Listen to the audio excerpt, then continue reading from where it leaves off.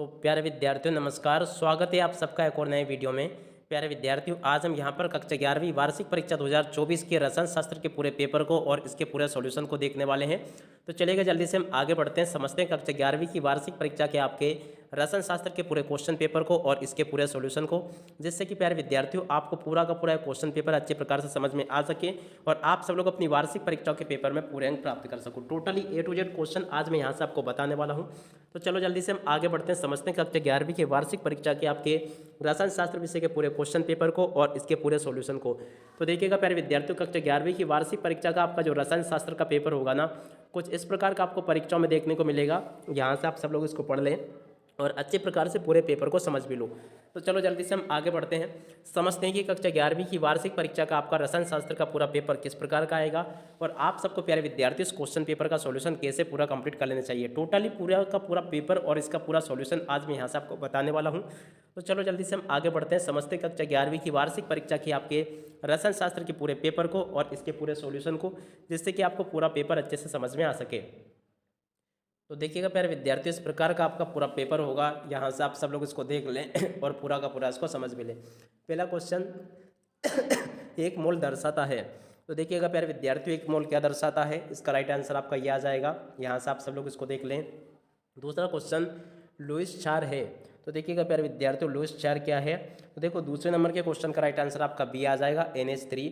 उसके बाद में अगला क्वेश्चन कार्बनिक यौगिकों के पृथक्करण की सर्वोत्तम विधि। तो देखो तीसरे नंबर का जो क्वेश्चन आपसे पूछा गया उसका राइट आंसर आपका यह होगा क्रोमेटोग्राफी। उसके बाद में अगला क्वेश्चन पढ़ते हैं, अत्यधिक विद्युत ऋणात्मक तत्व के अंतिम कक्ष का इलेक्ट्रॉनिक विन्यास होगा। तो देखो चौथे नंबर का जो क्वेश्चन आपको दिया गया उसका राइट आंसर आपका ये आ जाएगा, ये वाला क्वेश्चन, और ये इसका राइट आंसर है। उसके बाद में किसी अणु के केंद्रीय परमाणु में sp3 संकरण है। तो देखो पाँचवें नंबर का जो क्वेश्चन आपको दिया गया ना उसका राइट आंसर आपका ये होगा CH4, ठीक है ना। उसके बाद में छठा क्वेश्चन, संदर्भ अवस्था में तत्वों की एंथैल्पी होती है। तो देखो छठे नंबर का जो क्वेश्चन आपको दिया गया उसका राइट आंसर आपका शून्य होगा, ये वाला। उसके बाद में अगला क्वेश्चन, वुड्स अभिक्रिया द्वारा नहीं बनाया जा सकता है। देखो सातवें नंबर का जो क्वेश्चन आपको दिया गया उसका राइट आंसर आपका ये आ जाएगा CH4, ठीक है ना। यहाँ से आप लोग इसको देख लें और पूरा का पूरा इसको समझ भी लें। उसके बाद में देखो प्रश्न नंबर 2 को देखते हैं, रिक्त स्थानों की पूर्ति कीजिए। तो देखिएगा प्यारे विद्यार्थियों, रिक्त स्थानों की पूर्ति आपको कैसे करनी है। पहला क्वेश्चन, 1000 ग्राम विलेक में घुलित मौलों की संख्या कहलाती है। तो देखो प्यारे विद्यार्थियों, इसको कहते हैं मोललता। क्या लिखोगे यहाँ से आप लोग, मोललता, इसका राइट आंसर होगा। उसके बाद में अगला क्वेश्चन पढ़ते हैं, क्या लिखा है, Ca2+ आयन की त्रिज्या K+ की अपेक्षाकृत होती है। तो देखो दूसरे नंबर का जो क्वेश्चन लिखा है इसमें आपको लिख देना कम होती है। उसके बाद में अगला क्वेश्चन दिया गया है, CH3COONA का जलीय विलयन होता है। तो देखो तीसरे नंबर के क्वेश्चन का राइट आंसर आपका आ जाएगा क्षारीय होता है। यहाँ से क्या लिखोगे आप लोग, क्षारीय। उसके बाद में अगला क्वेश्चन पढ़ते हैं, क्या लिखा है, प्रेरणिक प्रभाव सदैव पाया जाता है। तो देखो चौथे नंबर का जो क्वेश्चन लिखा है इसमें आपको लिख देना स्थायी पाया जाता है। तो यहाँ से आपको स्थायी लिख लेना है। अगला क्वेश्चन पढ़ते हैं, क्या लिखा गया। तो देखो से संयोजक यौगिक का गलनांक सामान्यता होता है। देखो 5 नंबर का जो क्वेश्चन आपको दिया गया उसका राइट आंसर आपका आ जाएगा कम होता है। उसके बाद में अगला क्वेश्चन, आंतरिक ऊर्जा तथा एंट्रोपी फलन है। तो देखो छठे नंबर का जो क्वेश्चन आपको दिया गया इसमें आपको क्या लिखना है। तो देखो प्यारे विद्यार्थियों, अवस्था। तो देखो इसमें आपका क्या आ जाएगा, अवस्था, यहाँ पर आपको लिख देना है। तो ऐसे आप सब लोग इसको लिख लें। अगला क्वेश्चन, Cr परमाणु का भामिक इलेक्ट्रॉनिक विन्यास होता है। तो देखो 7वें नंबर का क्वेश्चन के राइट आंसर में आपको लिख देना 3D। उसके बाद में यहाँ पर आपको लिखना है 5, यहाँ पर आपको 5 लिखना है। 5 के बाद में देखो यहाँ पर आपका आ जाएगा 4 और उसके बाद में आपको लिखना है S1। तो इस प्रकार से आप लोग इसको लिख लें। उसके बाद में अगला क्वेश्चन देखते हैं। तो देखो यहाँ पर आप सब लोग इन क्वेश्चंस को भी देख लीजिएगा। सही जोड़ी का मिलान यहाँ पर आपसे पूछा जाएगा। पहला क्वेश्चन पढ़ते हैं, सही जोड़ी में एल्केन। तो देखो एल्केन की जोड़ी का मिलान आपको कर लेना F से। एल्केन की जोड़ी का मिलान आप लोग F से कर लें। पाई बंद जो सेकंड नंबर पर पूछा गया इसकी जोड़ी का मिलान आप लोग G से कर लें। फ्लोरीन तीसरे नंबर पर जो पूछा गया इसकी जोड़ी का मिलान आपका ई से हो जाएगा। से संयोजी बंध चौथे नंबर का, तो देखो इसकी जोड़ी का मिलान आपको ए से कर लेना है। उसके बाद में U+PV। तो देखो छठे नंबर 5 नंबर का जो क्वेश्चन दिया गया इसकी जोड़ी का मिलान आपको बी से कर लेना है। उसके बाद में देखो छठे नंबर का जो क्वेश्चन आपको दिया गया इसकी जोड़ी का मिलान आपको सी से कर लेना है। और उसके बाद में 7वें नंबर का जो क्वेश्चन दिया गया इसकी जोड़ के मिलान आप लोग डी से कर लें। तो ऐसे प्यारे विद्यार्थियों आप सब लोग इसको देख लो।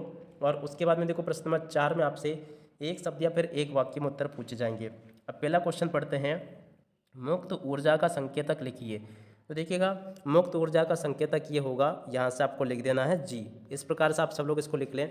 अगला क्वेश्चन पढ़ते हैं, क्या लिखा है, एक ही तत्व के विभिन्न द्रव्यमान अंक वाले परमाणु क्या कहलाते हैं। तो देखिएगा प्यारे विद्यार्थियों, इनको कहते हैं समस्थानिक। क्या लिखोगे यहाँ से आप लोग, समस्थानिक इसका राइट आंसर आ जाएगा।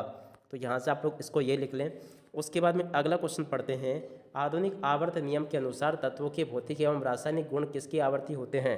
तो देखो तीसरे नंबर का जो क्वेश्चन लिखा है, इसका राइट आंसर आपका आ जाएगा परमाणु क्रमांक के आवर्ती होते हैं। तो यहाँ से आपको क्या लिखना है, परमाणु, उसके बाद में क्रमांक के ये आवर्ती होते हैं। तो इस प्रकार से आप लोग लिख लो इसको। उसके बाद में अगला क्वेश्चन पढ़ते हैं, क्या लिखा है, देखिएगा ये अपन ने देख लिए थे।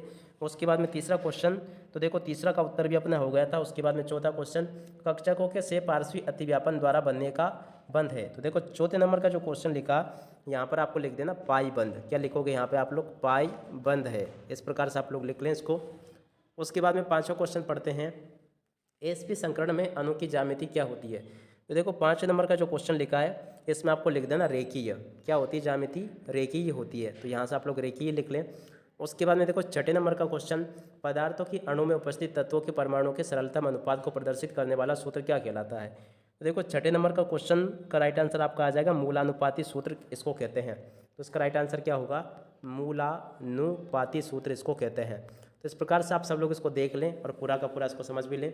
कैल्शियम कार्बाइड जल के साथ अभिक्रिया करके कौन सा हाइड्रोजन बन देता है। देखो इसका 7वें नंबर का जो क्वेश्चन आपसे पूछा गया, एसीटिलीन इसका राइट आंसर होगा। क्या होगा, एसी, उसके बाद में टिलीन इसका राइट आंसर होगा। यहाँ से लिख लें आप सब लोग। उसके बाद में हम आगे बढ़ते हैं। तो देखो प्यारे विद्यार्थियों, आगे आपके पेपर में इस प्रकार के क्वेश्चन दिए गए हैं, आप सब लोग इनको पढ़ लें।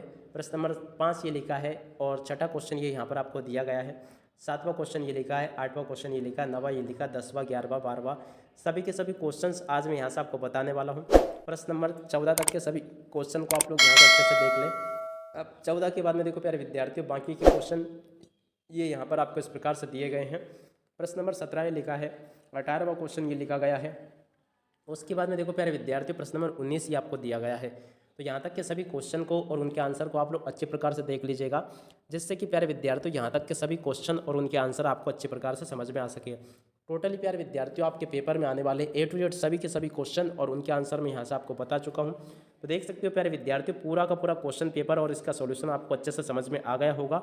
आशा करता हूँ कि आप सब लोग इनका पूरा सॉल्यूशन अच्छे से कंप्लीट कर लोगे और आप सब लोग इसको अपनी वार्षिक परीक्षाओं के पेपर में भी लिखकर अच्छे से आ जाओगे। अब देखिएगा, आप सबको मैंने जो 4 सेट पेपर बताए ना, इन्हीं 4 सेट पेपर में से आपका क्वेश्चन पेपर बनकर आया है। तो आप सब लोग इन 4 सेट पेपर को अच्छे से जरूर लगा लो। अब देखिएगा प्यारे विद्यार्थियों, अब इसी के साथ में इस वीडियो को यहीं पर पूरा करते हैं। नमस्कार, जय हिंद, जय भारत।